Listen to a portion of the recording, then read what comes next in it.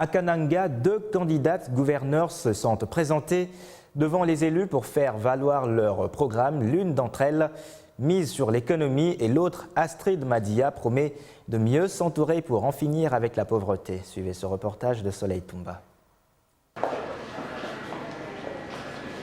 La première à prendre parole au perchoir de l'organe délibérant du Kasaï central est Maître Anim Balaï qui a inscrit son mandat sur 3 piliers une fois élu gouverneur de la province du Kasaï central. Si je suis par la grâce de Dieu élu au poste de gouverneur de province, nous allons, vous et moi, promouvoir la bonne gouvernance des finances publiques de notre province par la création et la mise en œuvre des mécanismes garantissant la transparence dans la gestion des finances publiques. Sur ce, je place ma candidature au poste de gouverneur de province du Kasaï central sous les signes de l'unité, l'amour fraternel et le développement. La deuxième et dernière pour clôturer la journée, c'est Madame Astrid Madia. Pour elle, au Kasaï central, tout est prioritaire, d'où la formation d'un gouvernement efficace, une fois élu à la tête du Kasaï central.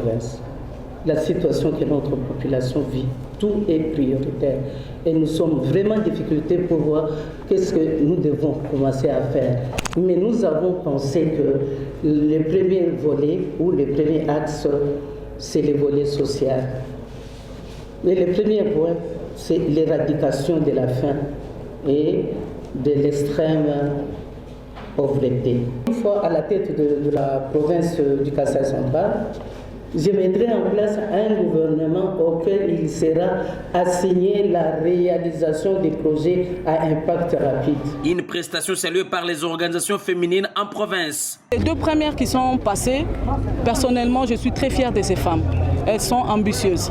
Vous avez suivi leur présentation de leur plan d'action. Elles ont touché pratiquement tous les secteurs.